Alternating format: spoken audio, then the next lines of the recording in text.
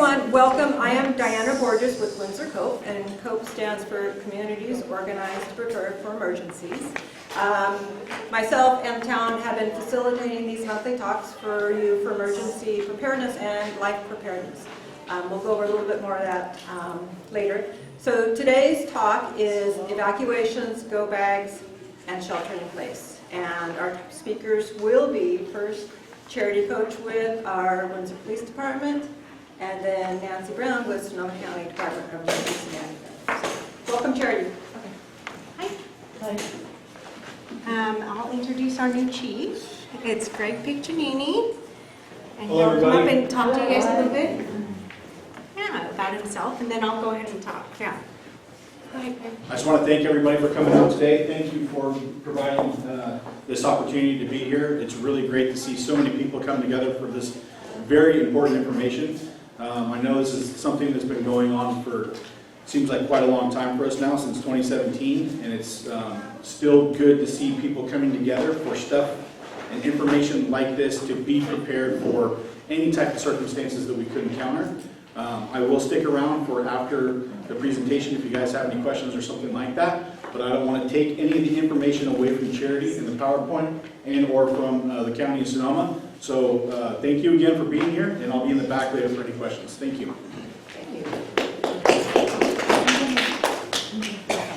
Thank you for taking the time out today, you guys, and coming to the presentation, even though we may have people from Larkfield area and that kind of thing. But what's a good thing about Windsor Police Department, we are a contract city, so we're all sheriff employees too. So we are sheriff also. So our dispatch center is the same dispatch center too. And I'll talk about that later when we discuss it. This is it. Okay. So I'm just going to talk about evacuation preparedness. We'll talk about the evacuation zones, the alerts, the gate codes, and evacuation tags. I put some stuff on your guys' tables for each one of you guys, and I'll discuss it with you. To sign up for the evacuation maps and to see where you guys are in which zone, you go to socoemergency.org evacuation/maps. You put in your address and you write down the evacuation numbers. We have us in the town of Windsor and the fire department made these little cheat sheets for you guys, if you can see.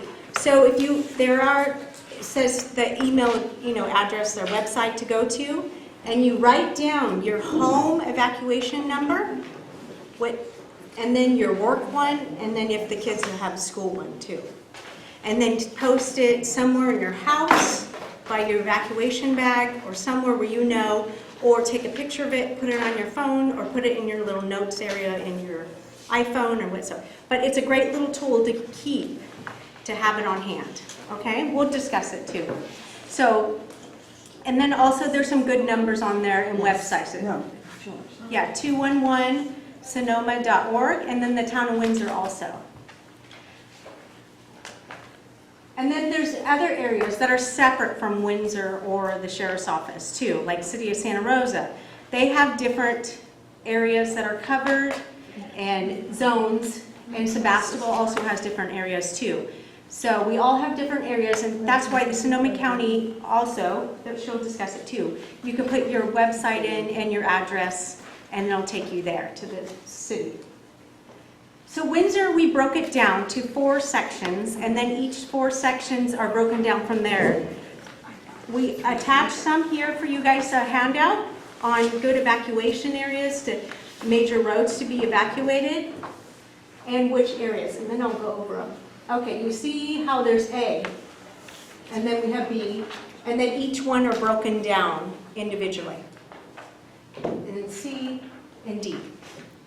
Okay? So if you can, when you get home, write down your evac zone number.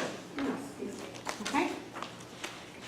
And then our warnings. The Sheriff's Office has created some warning system. When to leave, when not to leave, and how we put the alerts out. And then I'll talk about alerts too. Evacuation warning is be ready to leave. Evacuation order is leave immediately. Okay? Evacuation order lifted is when you're able to come back. And shelter in place is go indoors, lock your windows and doors. And that's usually if there's an emergency or there's like a gas leak in your area or a police activity. That's the last one. Okay, I don't know if this will work, but we'll try it. The high-low sirens, have you guys heard those? It's kind of a European siren that goes. Let's see if the speakers will work. Oh, no, not one. Oh, okay. Okay. It's not gonna work, but it's, Karen at the fire department can do it better than me, but it's like a high-low, a European ambulance. It's a distinct sound that you guys can hear from a long ways away, believe me. It's an eerie sound. And then the deputy will go to door to your house to tell you to be evacuated if we have time. And then the PA announcements. He'll go down the street and he'll yell on the street, you need to evacuate now. And then alerts. You'll get Nixle alerts. And then, of course, we're going to put it on all our social medias before, okay? And then your neighbors. Hopefully your neighbors know their zones, and you guys can talk amongst each other and exchange information. Hey, call me if you guys see something, or I'll call you if I hear something, or something, some kind of emergency in the area. Oops, did I go back? Okay. So we want you guys to sign up for 2 major alerts, SoCo alert and Nixle, okay? Nixle is the sheriff's office usually, and fire has some on there too, but we will put all our emergency stuff on Nixle for all our fires, our evacuation, or police stuff in the area, okay?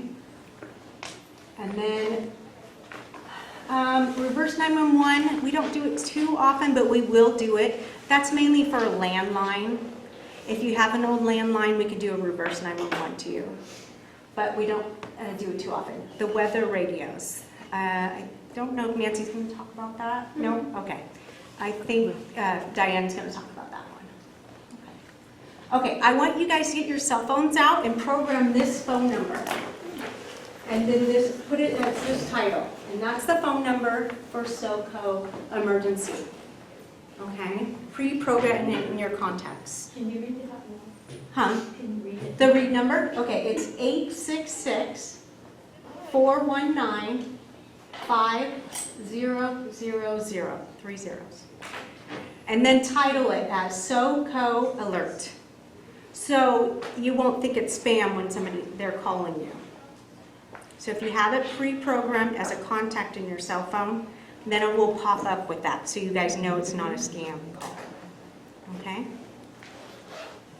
So we'll give you, and then on the, if you're looking on the other side, this is what a Nixle alert will look like.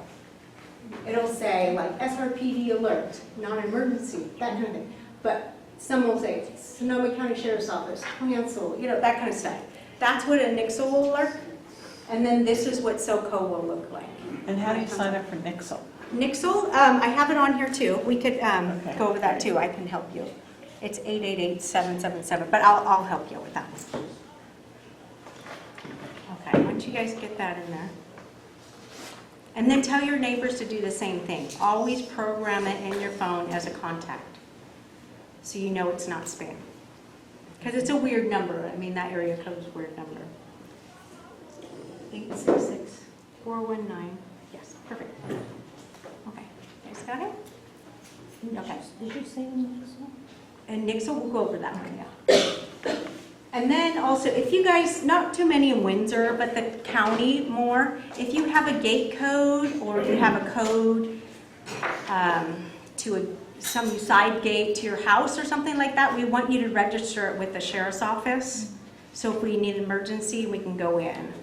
So like if you live in Lakewood Estates or something like that, you can contact us and give us your gate code to get in.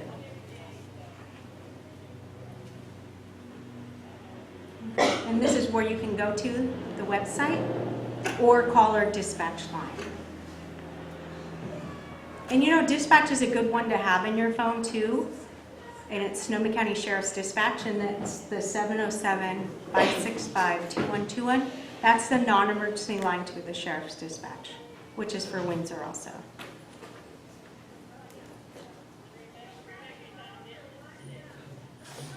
I always spell sheriff wrong.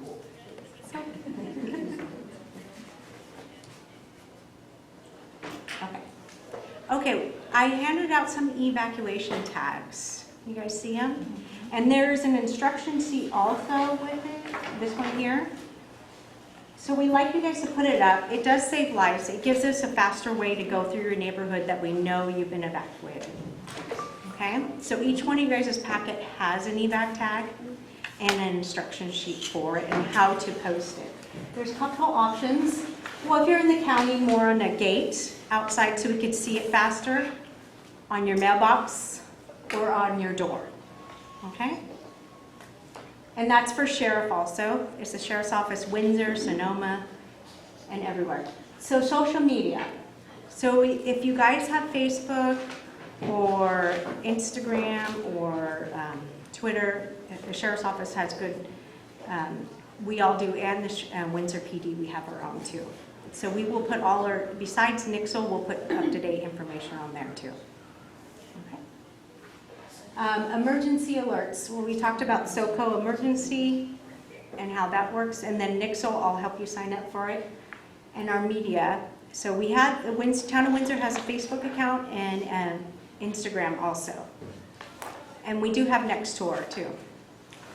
So we will also use yellow tags and yellow tape if we're running fast and we've evacuated your house already. So we'll put it on your gate or whatever, so we know later on that you guys have been evacuated. Can I just ask a Sure, question on It's okay. the tags, the evacuation tags?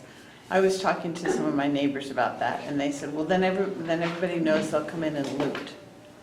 Well, So how do you, just do a, I know, huh? if I said that to you, how would you respond to me?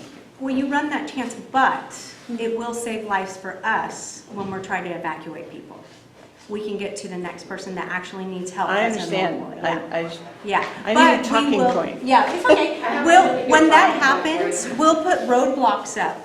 Yeah, After that, I remember the yeah. roadblocks and Yes. tubs, yeah. Yeah, and we do arrests. We do a lot of arrests for people that are looting and trespassing and stuff. If their driver's license not up to date, doesn't have their address, we won't let them in. Okay. So, and we will be doing patrols in that area. We'll have mutual aid in that area. So it will be heavily patrolled Okay. and stuff. Just like in the 2017 fires, we learned Yeah. a lot from that. So by the time 2019 came up, when we evacuated Windsor, we were well ahead of that. Yeah. I think it's important to make sure your neighbors understand, if you've been evacuated, everybody already knows. It was Yes. published everywhere. Yeah. Everybody already Yes. knows you're gone. Yeah. There's no secret here Yeah. that you've been evacuated, and Yeah. a lot of people don't think about that, but we've already told everybody you're gone, so you should leave.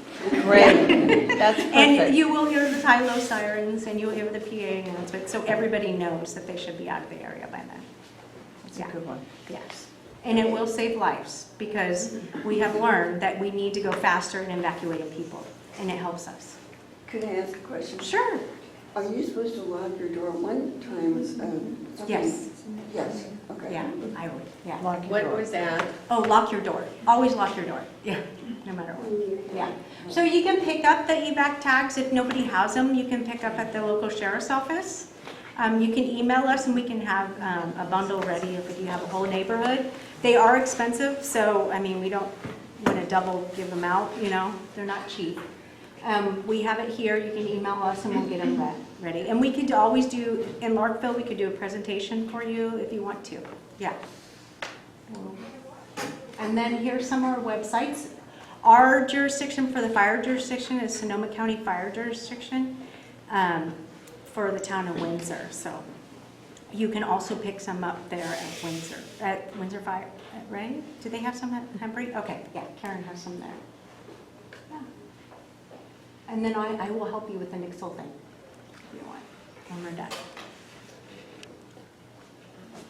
And then Chief, do you guys have any more questions? I'll help you with Nixle later, but yeah. But thank you for programming those phone owners and your phone, because I know when you get that weird 866 number, you think it's a scam. So, and you want to know that it's a good number. Charity, I wanted to add something. So with SoCo Alert, the county is using the PG&E database. So if you have information for phone number and email, make sure you go onto your PG&E account and update that information. They also are receiving the town of Windsor utility billing data as well. So we're cross-referencing, making sure your information is in the system so that it will push out the SoCo alert even if you don't register, but register as well. Yes. Make sure. One question, when you're able to come back home, when we were evacuated once, we came home, but all the gas was turned off. Will that be taken into consideration? Because we could have stayed another day or so. Well, Chief will have to come it on. So that's a really great question. So usually, by the time we start to lift an evacuation, there's what they call a command post, where it's usually Sonoma County Fire, CAL FIRE, the Sheriff Department, the Allied Agency, usually a representative from PG&E regarding the power and the gas. And so unless there's a underlying issue of safety, we can lift that for people to go back in, but if PG&E thinks that there's still a concern or an issue, they still sometimes have the ability and will keep that power off or that gas off until they receive the all clear. As we move forward from 2017, 2019, and continuing forward, we continue to try to keep an open line of communication with them. So when we do lift an order, everything should be functioning back to normal for the public to go back to. However, there's also a concern that we also want to get people back into their homes as soon as possible. That's their area of comfort and stuff like that. So if there is those times where the gas or the electricity is still turned off, the people can go back to their residence. If they understand that that amenity is not there, they can go back to the shelter wherever they came from. We just know that it's such an inconvenience and such a stressful thing, creating trauma when we have to evacuate people. We want to try to get them back into that residence as fast as possible. And we don't have the ability to control that outside entity regarding the power and the gas. We try to stay in communication with them, but we don't control it. Okay. Yeah. Any other questions, guys? Okay, so you guys have some homework. Please write your zones down and the information, and I'll sign you up for Nixle and be signed up for those things. Okay? And I'll be here if you guys have any questions too. Okay? Thank you.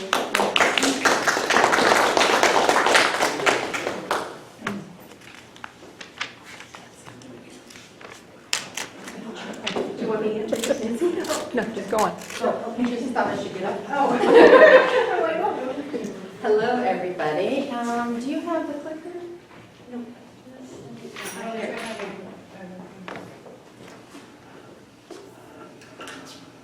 Beautiful. All righty. I am Nancy Brown. I am the Community Preparedness Program Manager for Sonoma County's Department of Emergency Management. And we're going to talk today primarily about kids. So the receiving alerts, making plans. I did pass out to you all this delightful evac pack. And in it, it has this personal emergency plan. If you did not get it, or if you have friends that might want one of these, that whole evac pack is available at your library for free in English and Spanish, so you could go pick up another one over there as well. But this personal planning guide is a pretty straightforward step through it, and we wanted to really just focus on go bags and shelter-in-place kits today. So I'm happy to answer questions about planning, and you'll get some tips about planning as we're going through that other information. Did anybody have any questions about the alerts or anything else that you've already heard about that I could potentially address real quick for you? Okay, so let's talk about kits. I first want to tell you where you can get even more information than I'm giving you today. This is the county's SoCo alert page. Has anybody ever been there? Okay, great. So this is an all-purpose page. We have all of our information about how to get ready in advance on this. When there's an emergency, we put all the emergency information on here also, so it will have information about who's been evacuated. what the situation is with whatever the incident is that we're talking about, where there are shelters, where there's temporary evacuation points. All that information is all on this page as well, under the red tab. And then after the emergency, as people who were affected by that emergency are looking for resources, all that stuff shows up on the green tab. So we have all this information in one place for you, but if you go to the Get Ready tab and you go over here to this Build a Kit, this is where you're going to see all the other information we're going to talk about today in even more depth. So if you want more information or you want to share that with your neighbors or somebody, you'll be able to get information about your personal preparedness, your home kits, which is your shelter-in-place kit, and your vehicle preparedness kits is all there in detail. There's some videos there, there's short videos, there's long videos, so there's all kinds of backup for you in addition to what's here today. So let's talk about what's in your go bag. There's a green bag you got here today. Everybody got one of these green bags, or almost everybody got one? This has a list on it too.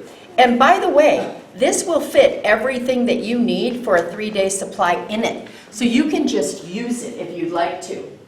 But this list is ubiquitous. You can find this list anywhere. You can go to the Red Cross page and find this list. You can go to our page and find this list. You can Google, what should I put in my go bag, and you will get this list. There's nothing magic about this list.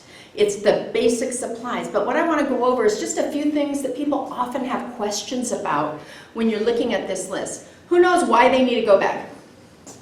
Anybody? Everybody? Yep. So you need a go bag because if you get an evacuation order, you need to go now.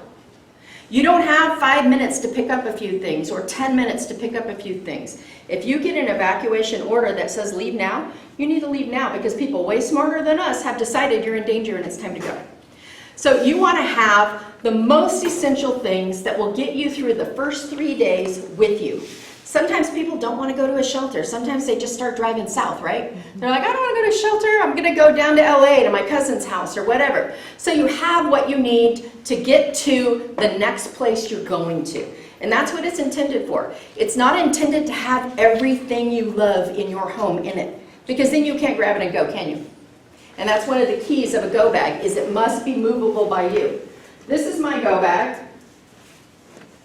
It's pretty heavy, but I can handle it. So I can put it on my back. I can talk the whole talk with this on my back.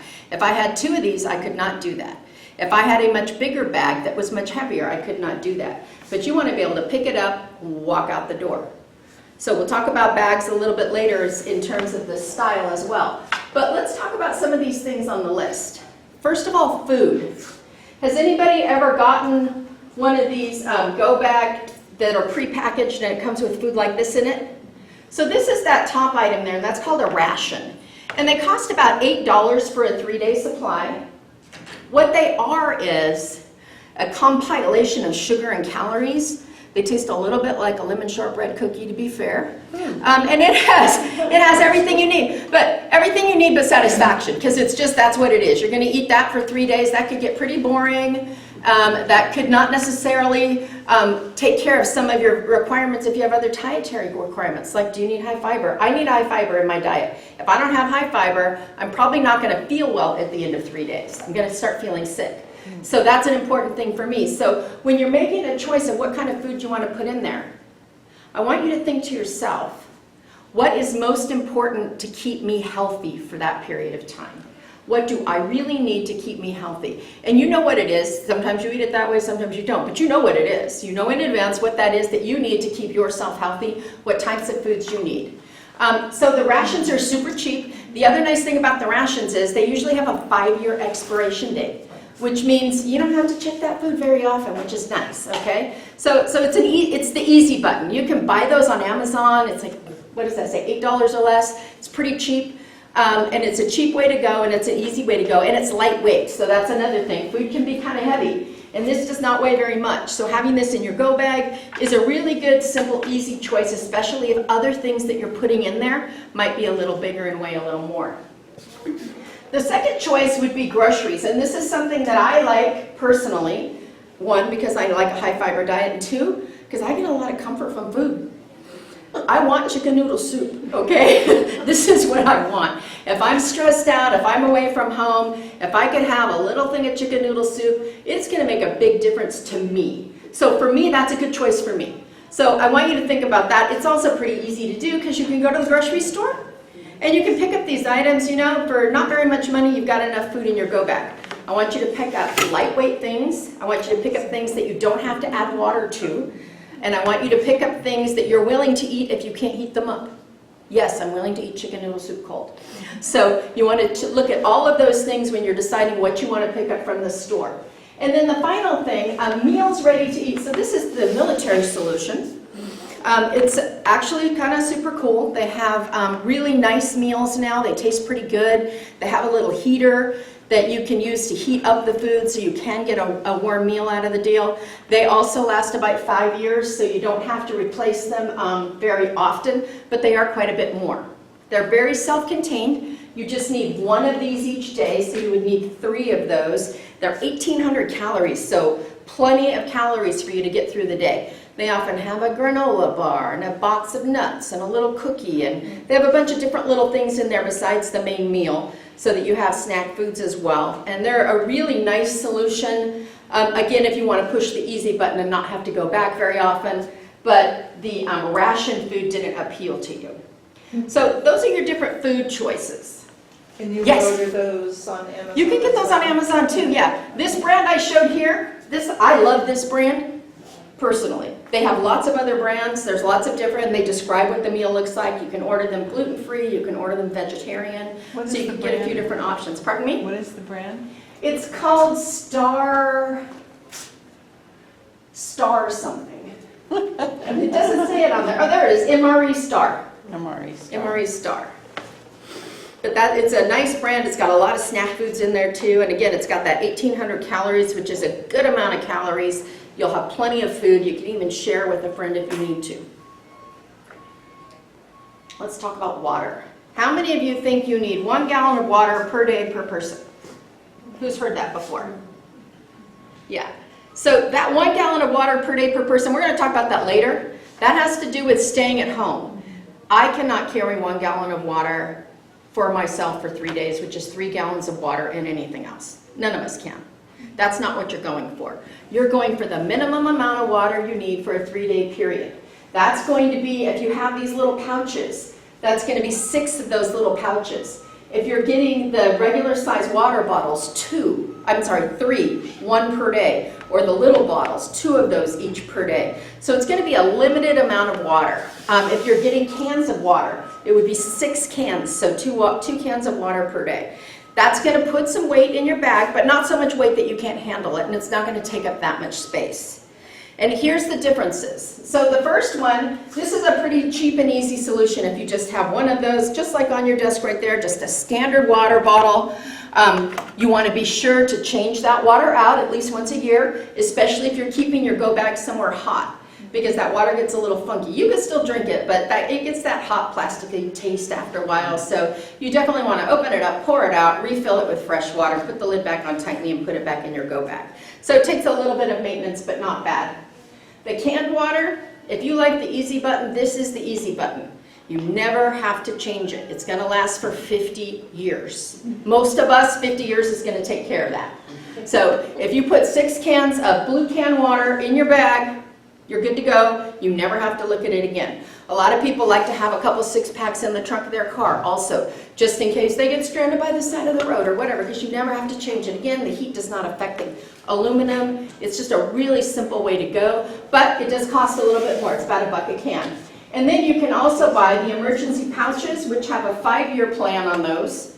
So you can get those pouches. 6 of those will take care of you. If you have an pre-packaged go bag that you got from an event or something like that, it'll have 6 of those pouches in it, and that would be your water supply. For 3 days?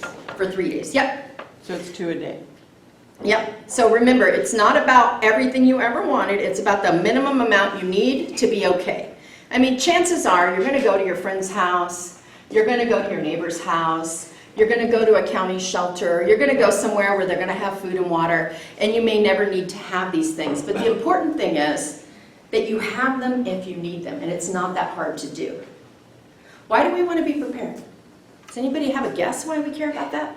For me, the reason I love talking about preparedness and the reason I really want to share this information with you is because this is what gives you the confidence when you live in an area like this that has a couple of different risks, right? How many of us a couple of weeks ago went, oh my God, already? Yes. The whole county stress level went up to a 99, just like that. And now here we are, the beginning of summer. And we're already concerned. And then came 4th of July. Who was concerned about 4th of July and fires? Yes. Yeah. I mean, this is the reality of where we live. We live in a beautiful community that has a million assets, and it has some risks. So what we want to do is we want to take a look carefully at those risks, right? And prepare for them. Then we don't have to worry about them anymore. We're prepared, we're ready. You've got Charity's list of things to do so that if you need to evacuate, you can. You get signed up for alerts. You're good to go. And then you make sure you have these few supplies that you need also, and you can have the confidence that you don't need to worry about these things, that you have what you need so you can relax and enjoy your life. And that's really what this is all about, is the confidence that if you receive that alert that says you got to go, you're like, okay, we got this. We are ready to go. As a matter of fact, I got it so good, I can go check on my neighbor real quick because I'm good to go. I'm going to put my stuff in the car and knock on their door and make sure they got the alert. Because you have everything you need, all the ducks in a row. How many of you take any kind of medicine that's important for your health? So in your go bag, you want a supply of that medicine. At least 3 days, I prefer 7. You also want a copy of the prescription. You can take it on your phone if you want to, and an empty bottle even, okay? One thing that we know for sure is disasters affect everybody equally. They don't play favorites. It's entirely possible that your pharmacist is going to be evacuated. It's entirely possible that wherever you're going, that pharmacist was evacuated. The amount of people that get evacuated that are part of essential services is exactly the same in any disaster. The disaster doesn't not affect people that are working in services where you need something. So it's really important that you have what you need for a few days while you figure out where to go to get whatever else you need. And that's really important. The one thing you do not want, you don't want this. You do not want a cascading disaster where you've had to evacuate your home. Now you're sick because you don't have the pills you need, and you have to have them make room for you in the emergency room at the hospital as well. Especially if you could have just avoided that by having some of that medication with you.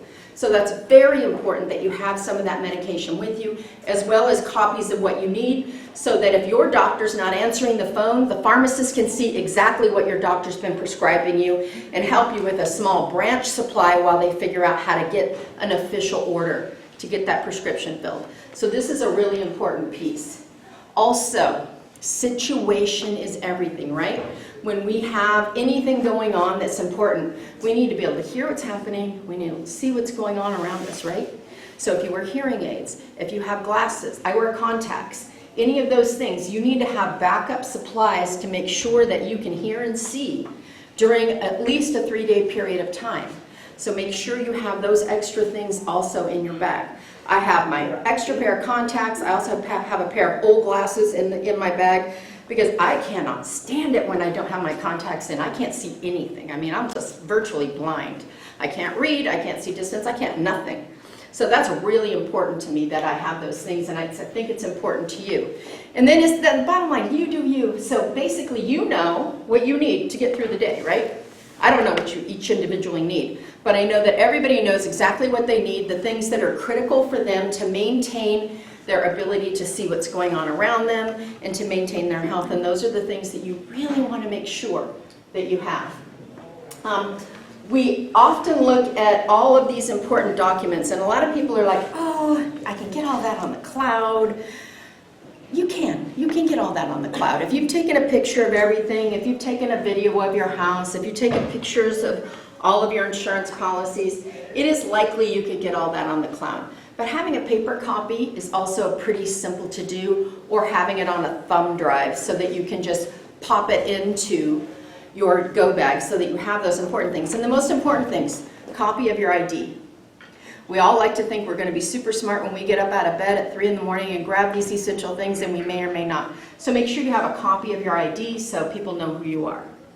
Make sure that you have the copy of your insurance policy, just the front cover, so that you have your agent's information, so that you have a phone number, so that you have your policy, just that basic information with you. Make sure you have, if you have a deed to your home, make sure you have a copy of that grant deed with you. These are things that you can get other places, but if you have them, it might make it simpler for you when you're trying to access services, for instance, at a local area assistance center. They're going to want certain information from you, and if you have these with you, it's going to make it easy for you to communicate with other people what your needs are. So these kinds of things are important. How many here do not have a cell phone? Okay, so you don't need to listen to this part. Everybody else. Everybody's using cell phones for all kinds of things. We just talked about it. It's on the cloud. It's here. It's there. You can click this and get the information. Please be sure you have a backup battery that's charged in your go bag, okay? Make sure that you have, and you can get these that will charge your cell phone for like 6 times, or you can get them that'll charge your cell phone once. Whatever. Just make sure you have something to be able to charge your cell phone so that if it dies, you can still get the information you need quickly and easily. So charging your cell phone is become one of the most important things that we do, honestly, because most of our communications methods are happening via social media, the internet, and these other things. Next, we're going to talk about shelter in place, but first, let's pause. Does anybody have any questions about the go bag information we've talked about so far? Okay. Why would we have a shelter-in-place kit? Charity mentioned if there's a police action. I'm sorry, go ahead. I was just going to say, one of the things it says is flashlights. Mm-hmm. And flashlight batteries deteriorate. So how do you, and the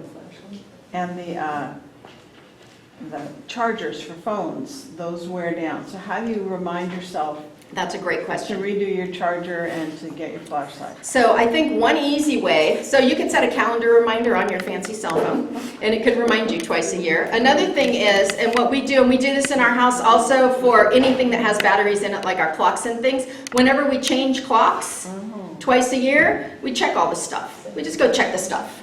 So whatever, it's the go bags, it's the shelter-in-place kit, it's the batteries in the clock so they don't slow down halfway through the year.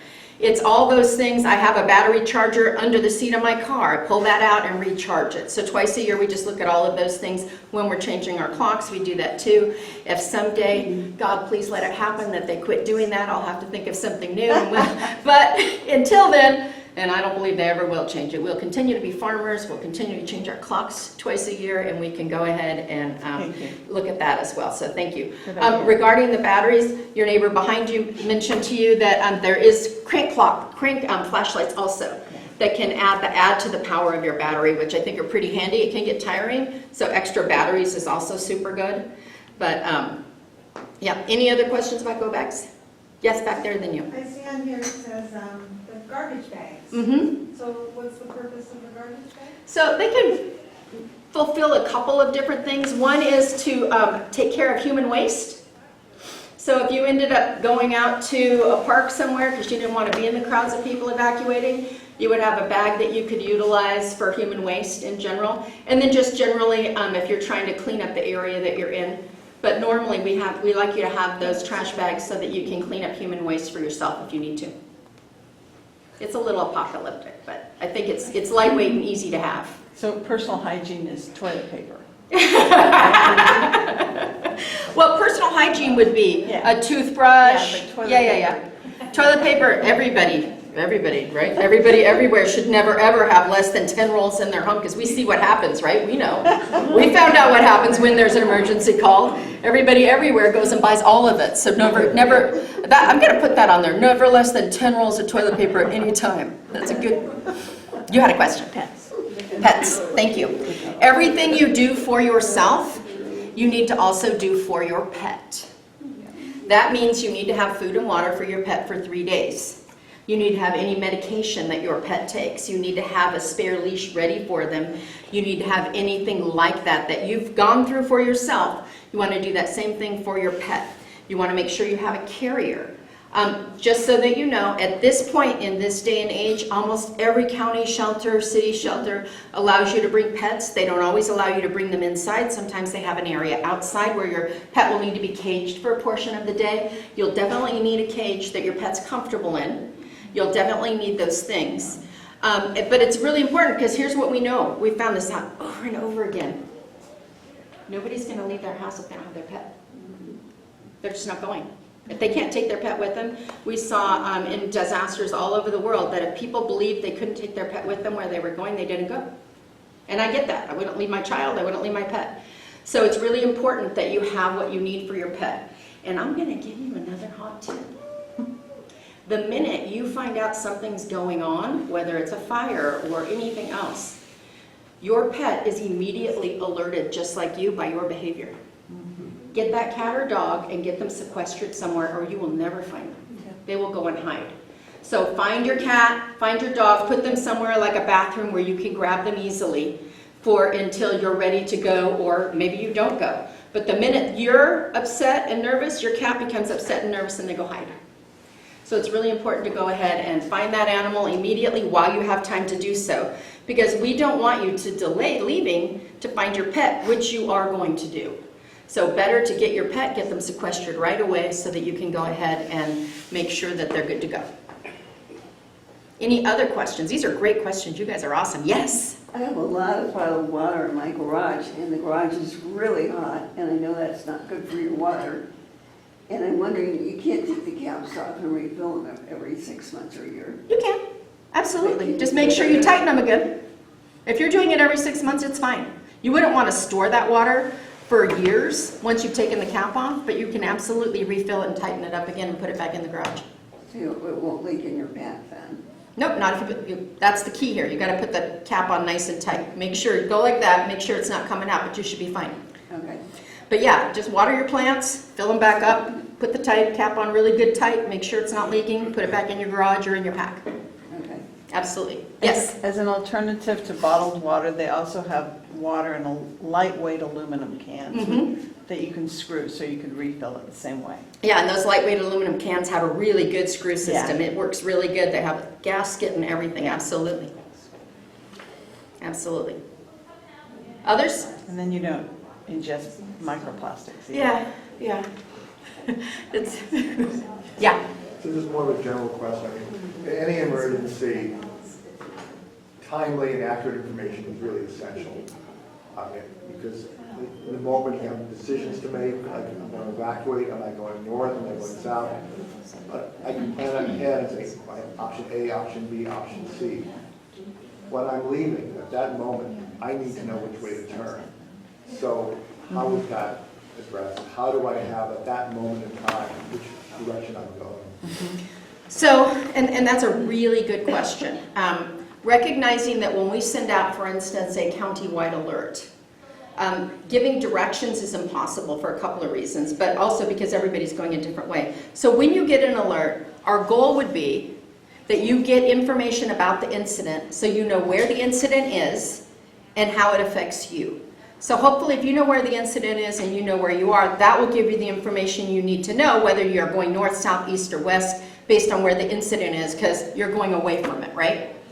So that's, and unfortunately that's the best we can do when we talk about mass alerting systems, is to make sure that you have information about what's happening and what we need you to do. So that, and I don't know if you know this or you're aware of this, but like in most wireless emergency alerts, you can get 90 to like 120 characters depending on the system, but that's including spaces. So there's not room for a lot of information there. There's only room for the very basic facts, which is why also we direct you to the SoCo Emergency website where you can get more information as well, hoping that your internet's up and you can go do that.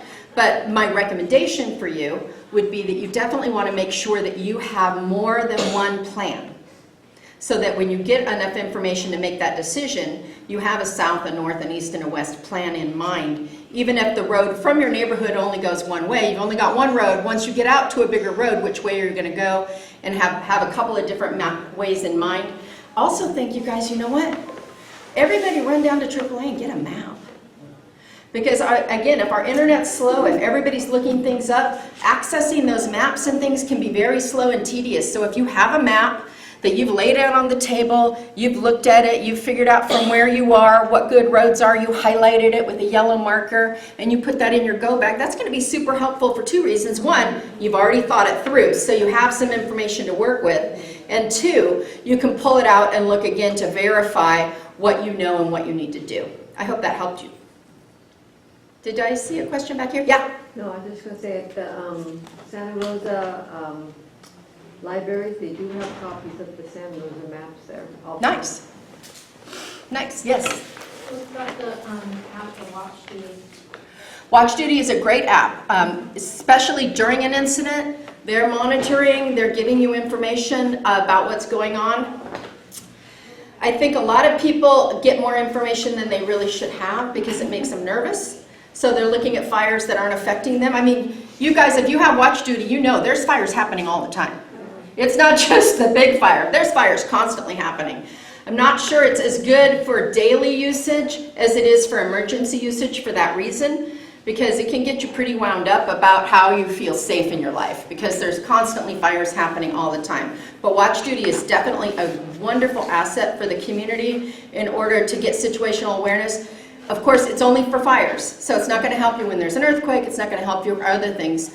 Most of that information will be found on your radio stations. It'll also be found on SoCo Emergency in order to give you the situational awareness that you need. CAL FIRE's website also has that information, but Watch Duty is a super simple, easy app for everybody to have, especially during fire season. Yep. In your pamphlet, we have possible routes to leave. Oh, nice. For your areas. Yeah. That's awesome. No. For the major routes. Oh, that's so awesome, Charity. Thank you. Any other questions about the go bags? And we've etched into planning, which is super awesome too. Why a shelter-in-place kit? I did my PhD in emergency management. I did that work in New Zealand. And when I first got to New Zealand, about 6 months later, they had the Kaikoura earthquake, which was a 7.9 earthquake. Happened about 200 kilometers from the capital, Wellington. And it was crazy. Even though it was so far away, there was so many places that you couldn't go that were blocked off. And there was so many resources that weren't available. Like trucks weren't running for a few days, things like that. So the grocery stores easily became depleted quickly. We know that from the pandemic, right? That the first thing that happens is the grocery stores are empty. So this is really why we have a shelter-in-place kit.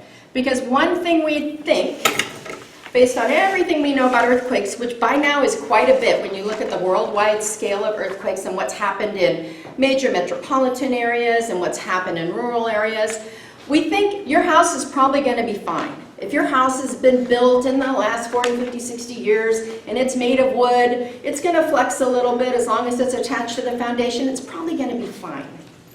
But we can't say the same thing about the roads and the bridges. That likely roads and bridges will suffer from being cracked, being opened up by liquefaction, having different things shift on them, which would make them not safe. So it's likely, in an earthquake scenario, the first thing you're going to hear from the county is, there's been an earthquake, we'd like you to shelter in place. Because we need to inspect the roads. We need to inspect the bridges. If you go over a drainage ditch, that's a culvert, that's likely going to be affected. So many of us go over these different things in our daily lives and never pay any attention. But when you talk about a substantial shift on the ground, then you're looking at the potential for these different things to happen in an earthquake. So this is what the shelter-in-place kit is supposed to be helping you with, is if we ask you to stay home, you go, okay. You don't go, oh no, I can't, I've got to get this, I've got to get that. When they announced we were going to have a shelter-in-place incident during the pandemic, what was that, March 16th? What's the first thing everybody did?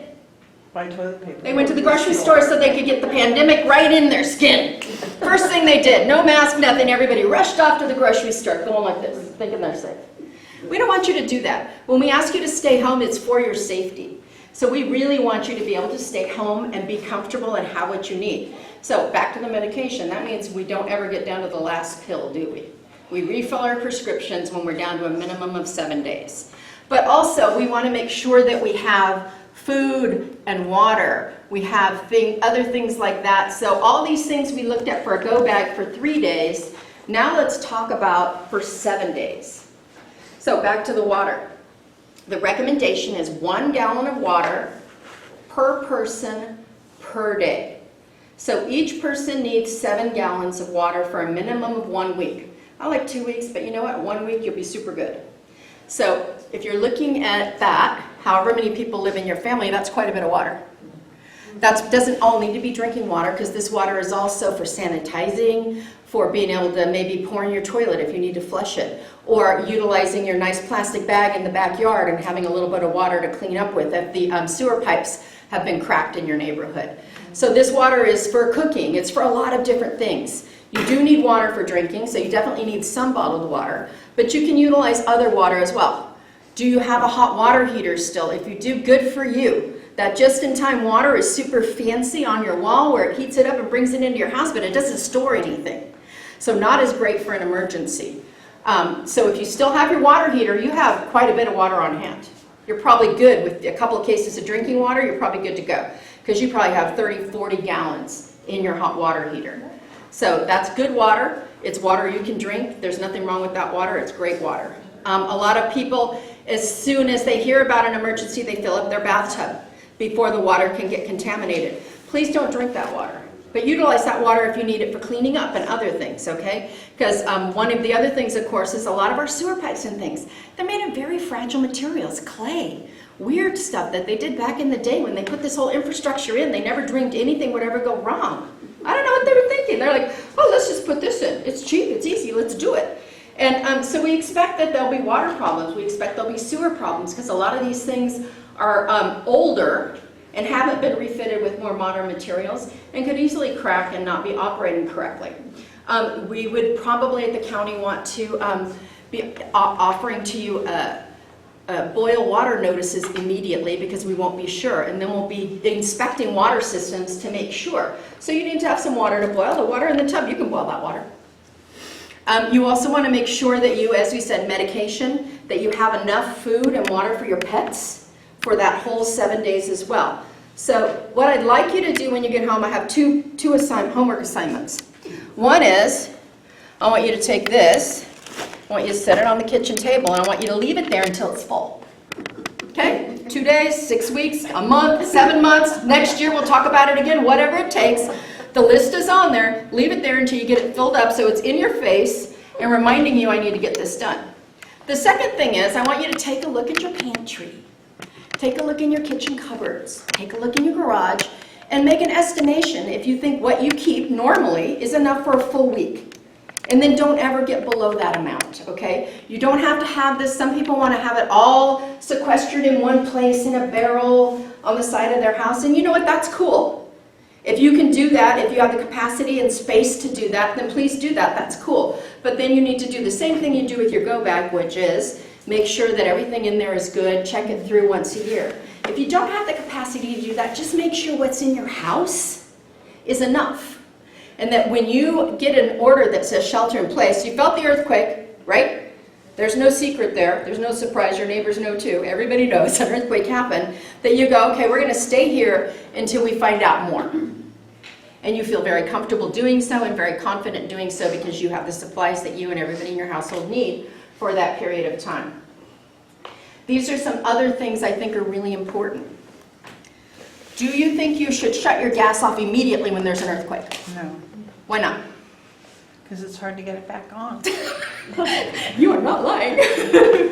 You are absolutely true. If you smell gas, shut your meter off immediately. Anybody who smells gas should immediately shut off their gas meter. If you do not smell gas, there is no reason to shut your meter off unless you are given an order through any type of emergency that says, please shut your meter off because they know something you don't know. Otherwise, you do not need to shut your gas off unless you smell gas. Having a gas wrench near the gas meter is super helpful, so you don't have to go find it. Otherwise, make sure it's somewhere where you see it all the time so you don't forget where it is. If you don't want to put it outside and some people are not comfortable doing that, that's fine. But make sure it's somewhere where you see it all the time. So hanging by your garage door opener in the garage or something, just so when you do need it, you remember where it is. Don't tuck it away saying, oh, I'm going to remember it's in the back of this drawer in the kitchen, because you're not going to remember, I'm not going to remember either. So make sure it's somewhere you see it. Gas wrenches are small, they're thin, they're easy to handle, so make sure you have one where you need it. Flashlights, so handy. And they have so many cool ways you can do lighting at home on batteries now. They have big lanterns that you can use. You can put quite a few batteries in, but it lights your house just like you have your kitchen light on. I mean, it's super helpful. So we would expect, as always, power systems are very fragile. Turns out they're just not that fancy, right? They are. They're very fragile. So we would expect that your power systems are going to be fluctuating, that they might have to turn them on and off in order to take care of lines that came down and other things. So you want to make sure that you have enough light to be able to be in your home in the evening when it's dark and be comfortable there, that you have enough light to be able to move from one room to the next without having to use candles. Because candles can get a little tricky. Please do never sleep with candles lit in your home, even if you feel like I don't want to be in the dark. Please don't do that. And I think we've seen worldwide that as many fires are started by improper candle usage as many other things after an earthquake, because people are wanting to have lots of light in their home and they don't have the flashlight capacity to do so. So be sure that you have enough flashlights so that you can see what you need to see in your house. And of course, a fire extinguisher is always helpful. A little one in your car, one in your garage. Make sure that the expiration date on that is kept up to date. Sometimes the fire department can fill up bigger ones. The little ones, I think they're just, at this point, disposable and you have to go get a brand new one. But make sure that your fire extinguisher is working. From time to time, we have our fire departments offering fire extinguisher classes. Such a great thing to go to, because that's not something we do very often, and we don't want you to practice with yours. You need yours in an emergency. So it's really helpful if you see that on the Department of Emergency Management, so SoCo DEM, on our Facebook page, on our Nextdoor page. Whenever those types of events are going on, we always make sure to have that publicized so that our friends and neighbors can all get a chance to get their hands on one of those and feel what that feels like and learn how to pull the pin and spray, and you know how to do that. Is there a video of that on your? There is. We have also a YouTube page, so SoCo Emergency has a YouTube page, and we have a lot of videos on that page. So we have lots of videos from our friends at the Sheriff's Department talking about alerts. We have go bag assembling, shelter in place assembly, lots of different videos, how to. Some of them are short, some of them are very detailed because they came from a seminar like this, or even a more detailed seminar. So there's lots of great information on our YouTube page as well for all that stuff. They had the fire department here like a couple of months ago, and we got to do the. Yeah. I'd never used one before. It's awesome, isn't it? To go, okay, now I got that. Oh, I got that. Yeah. Again, confidence is everything. You look at that and you go, I don't know. Do you know how to do it? I've never done it. But if you've done it, then you go, okay, I can do this. This is because it's not hard. They make it easy. Yeah. But it's just the knowledge, the hand motion. Yes? Well, my friend here was mentioning something.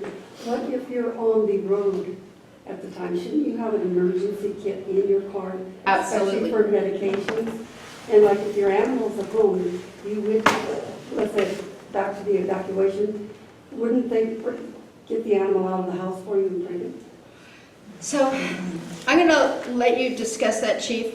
Not likely if the situation is dastardly, but there is animal support lines that you can call. So as soon as the evacuation is safe enough for emergency people to go in, then they can go in and take care of your animal for you. But I'll let you answer about. Yeah, you're hitting it around the head. Once that evacuation has happened for that zone and you're out of that area, even though it's your license that matches that address to go back in, we can't let you back in because that's a danger not only to yourself, but to us, right? So if you go back into that area that we've evacuated for your cat, dog, goat, whatever it would be, and now you're in medical distress, that puts us back in danger to go back into there. So there are two different entities that we work with. One is Halter, and then the other, it's slipping my mind right now. Sonoma CART, Community Animal Response Team. Yes. And so we will work with those two entities, but it's regarding what is the danger while we've evacuated you, and is it possible for us to go back into that zone as law enforcement, fire, or animal services to get that rescue or situation cleared, right? And so those are really a case-by-case basis, but if you are out of that evacuation area and you're trying to get back, we're not gonna let you back in there. And so that also goes back to, well, everybody knows we're evacuated. Well, it's also, nobody's allowed back into that zone too. So, and it's just because it's a danger So, to everybody. thank you very much for that. And here's one more hot tip. Get to know your neighbor on both sides and across the street. Get their phone numbers. Give them your phone numbers. Because if you're gone, perhaps you can call your neighbor and she can meet you over at Steel and Bicentennial and hand off the pet to you. So get to know your neighbors so that you're comfortable enough letting them know where your hiding key is in an emergency and that they know your animals so they'll come to you. Because it's unlikely, because, you know, things like a major fire don't typically happen super quick. Well, 2017 is an exception, but things have changed. And we have a lot better warning systems and we have a lot better surveillance systems. So we have fire cameras all over the county where we're watching small starts and things. But certainly a fire could happen in your neighborhood. So your house would be evacuated immediately, nobody would let you back. But if you know your neighbor, there's a potential there that they can also help you out. And I think that's a really important thing. One thing, here's what I know. I can give these seminars to super awesome audiences like you, 3 and 4 days a week, 50 weeks a year, and talk to a lot of people. But I can't talk to everybody. There's some people that just aren't listening, just aren't paying attention. They have a lot of different reasons for that. A lot of people suffer from what we call optimism bias, which means they think sincerely to themselves, I can understand why you need to get ready, but you know what, I don't. I'm going to be fine. For no reason. They think, it's not going to happen to me, it won't hurt me, it won't happen to me. Or they have this other thing they say in their head, which is, well, if an earthquake happens, there's nothing I can do about it, so I'm not going to worry about it. But we all know that's not true. There's lots of things you can do. The actions that you take to ensure your safety and the safety of your family will 100%, I promise and guarantee you, change your outcome in a disaster. You have choices to make and actions to take that are going to make a big difference. And one of those is making sure that you get a chance to meet your neighbors, talk to your neighbors, so that if they need support and you have time, you can support them. But if you need support and they have time, they can support you. Because that's the only way I get to 100%. That's the only way. It's the only way to get 100%, and 100% is the goal, right? We don't want to leave anybody behind, not one person out of 500,000. We want 100% of the people to get to safety when they need to.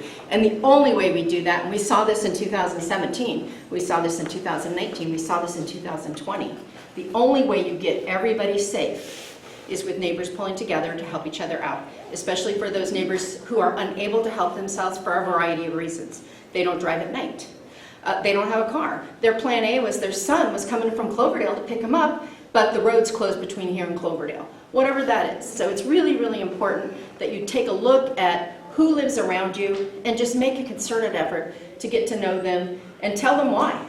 They'll get it. Everybody knows right now. We all agreed.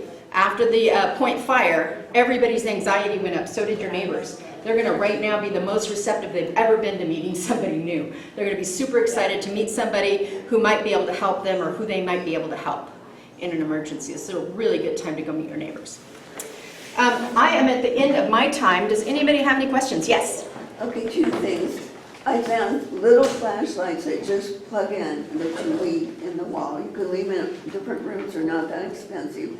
When your power goes out in the winter and it's pitch black when it goes out, you're really glad to be able to get out of the room and see where you're going. And the other thing is, our houses around here were built far enough, long enough ago, that they may not be connected to cement slabs as well as they should be. And I've had some really bad luck with a person going out to fix things. Not on that. Really bad. And I'm just wondering, how do we find someone to check that who's good? Diana? That's your area of expertise. Come on. Not so much foundation work. So earthquake brace and bolt. There is a county agency that has done some stuff. I don't remember, it's Nathan Quarles and that would, you know what? We'll look into it. And after this, I will send you an email follow-up. So I will look into it and find out who it is.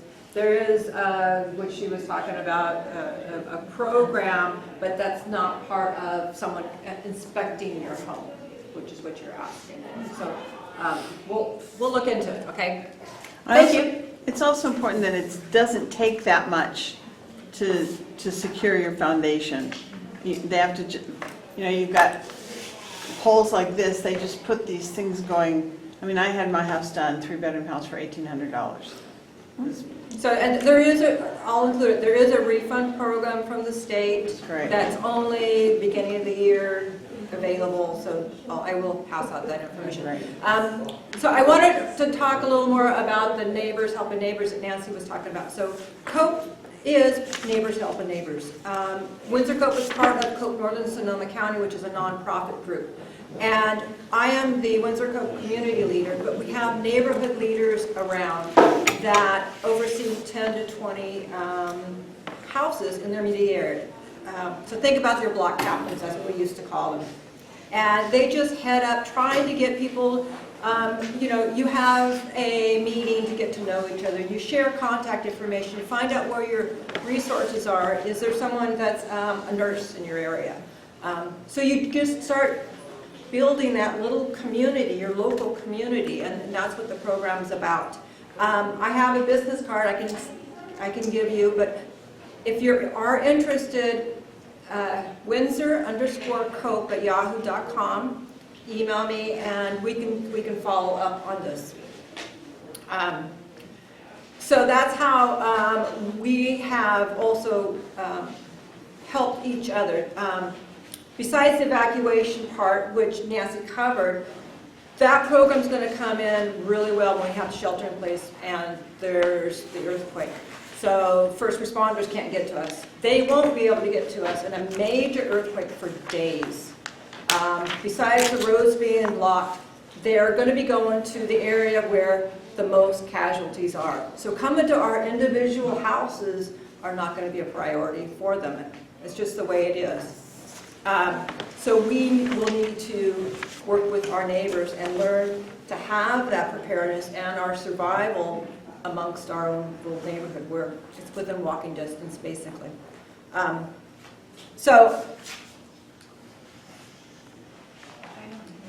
Okay, so this is a free monthly talk for anyone in Sonoma County, and I want to go over the remaining schedule. Next month, on August 12th, we will be doing more information on alerts and communication. So Christina Owens from our town is going to talk about what the town does when an emergency, what information she's going to get out and how. We have Sonoma County coming back, a different department, coming back and talk about communications, how Sonoma County communicates. We also have someone from Neighborhood Auxiliary NCS, Communications Service. They will come and talk about what can we do when there are no internet, phones, and all that type of thing. So options are going to be GMRS radios. You can think about those are high-tech walkie-talkies. How about think about it that way. And there's also a new texting program that the county's looking into, LoRa. So they're going to come back and they're going to tell us more in depth about communications, what they do and what we can do. September, we're going to be doing CPR and self-defense combination. So Sonoma County Fire District is going to be here, and Chris Howe from House Taekwondo is going to be showing us self-awareness, self-defense. And we will be breaking up into groups to do them, and then we'll be shifting back and forth. October 14th is self-care during emergencies and smoke ready. So Jenny Haro from Integrative Health Healing anyway. From a nonprofit organization, I don't remember the exact, there's 4 letters, is going to talk about the self-care is learning that the PTSD, recognizing issues, And we all, if anyone's been here since 2017, we all have trigger points, whether or not you recognize them or not. And it might just be from the airplanes flying again. I can tell you, the first time I heard watch duty alert this year was like, oh, okay. And then I calmed down. But the body responds before the mind does. So learning those, what we can do. And then I will also be talking about smoke ready, wildfire smoke, what the AQIs mean, and what you can do in your house to protect you more. September, October, and November is actually going to be at the library this time. In November, we're coming back here, and we're going to be talking about aging gracefully, and Mary Ann McBride from Council on Aging is going to be speaking. And in December, we are not having anything because it's holiday time. These are the talks that we have had so far, and they are all recorded and available on the Windsor YouTube channel and on our Facebook page. I will send that link to you, but those are welcome on the YouTube, plus there's other videos on there that you're welcome to. And if you have any questions at all, like I said, you can email me at windsor_cope@yahoo.com. And what's your name again? I'm Diana Borges, and the last thing that we wanted to do was to show you some items. Instead of just didn't want to just go through the go bag. So I brought maybe some different things that you haven't seen, and I'll show you.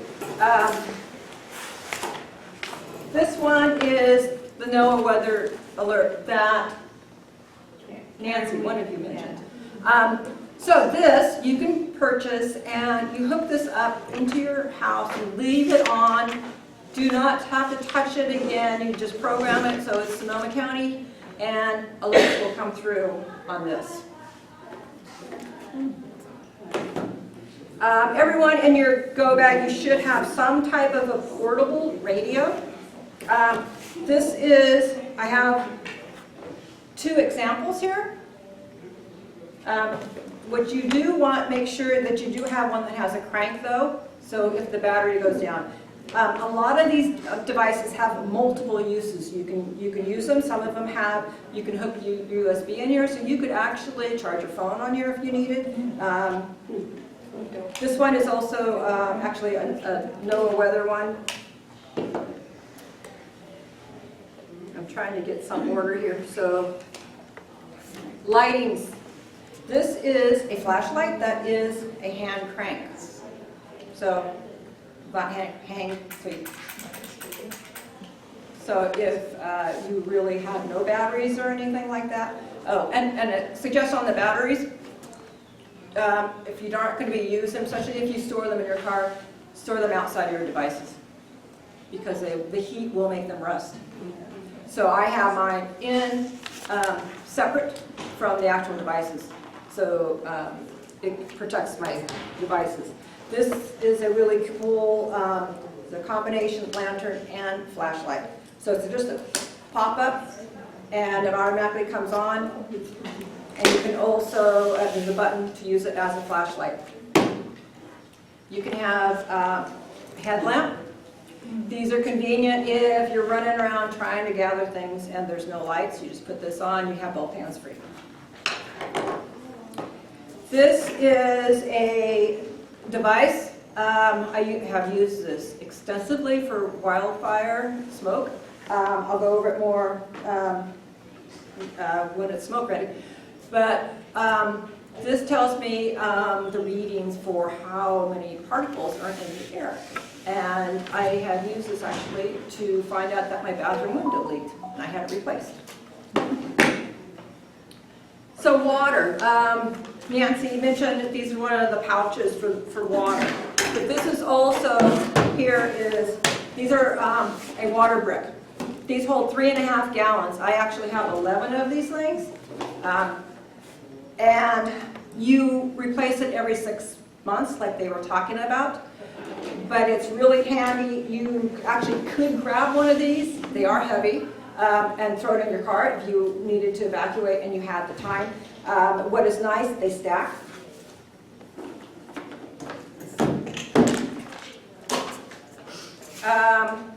You always want to have first aid kit, and there are multiple sizes that you can have. I also suggest if you do, though, you get a triangular bandage. This is very convenient. Triangular bandages can be used for a lot of different things. It can be used for a sling, a tourniquet, stopping the bleed, and things like that. So they're very handy. Nancy mentioned the food. I have also read that the food does not taste good. But I did read, put peanut butter on it. And it helps, it tastes better. So I do have peanut butter in my shelter-in-place kit. What I do for backup, I have a external hard drive in here that is in my go bag. And I also have one in my safe deposit box. So every 6 months, I switch them. So I always have a current. So I'll have a backup of my entire computer, one place or the other.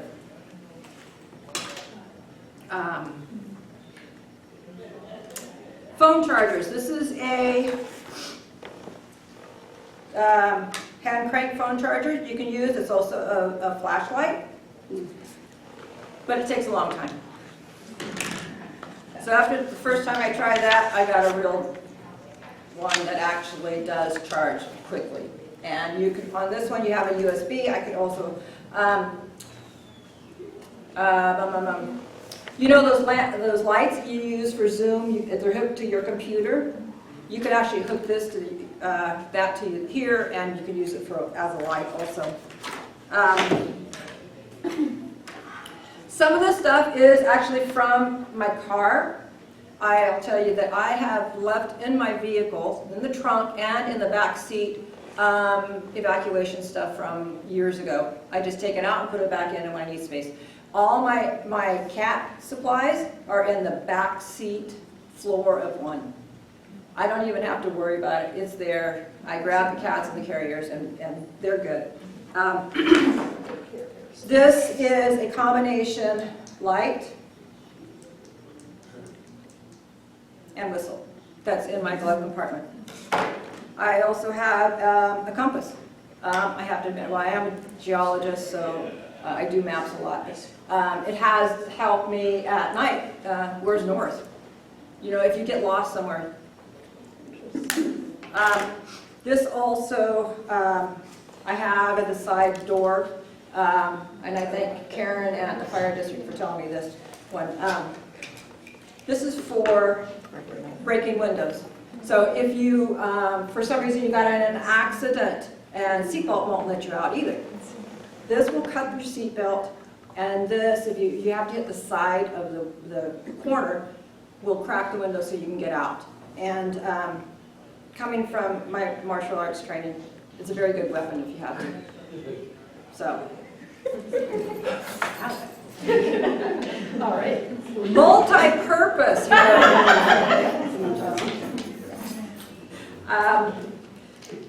That's about it on this. Any questions? This will be here for you to look at. I'm sorry, go ahead. How do I find out what my home evacuation zone is? Oh, okay. You know what? That's what I was going to say. When we are done, if you want to know your evacuation zone or the alerts, how to sign up, stay here. We'll help you. Yeah. Thank you. Our main vehicle is a truck, so do you feel safe leaving your bag in the back where people can see it? Like, if my husband and I put something over it. We would have 2 backpacks, so I haven't carried one in the truck. I probably wouldn't as much. I have a car, so I have in my trunk just a bag and I'm CERT trained. I have my CERT bag in there. I have a go bag and vehicle go bag in there, and so a friend came over and said, "You are serious about this, aren't you?" And it's like, well, We have to be, Been there, don't Yeah. want to have to do that one again. Yeah. okay. The first item, do you plug it in or does it go in your phone line? The, Noah? Yeah, Yes, you plug it in. you plug it Yes. And it has an antenna. The antenna needs to be close to the window. And this little, you periodically, this bar here, you press it, and if you hear voices coming through, then you know it's working. Are you going to have the names of these things on your website? I have no website. I can put these in the email to you. Would that help? Okay, and then for a water holder, I bought one time, not that type, but one that didn't have a faucet for my kitchen when we didn't have water. And it's a real pill to tip water out of the big container Yes. and wash your hands.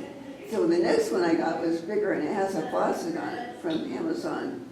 And it really is a big help. Yeah.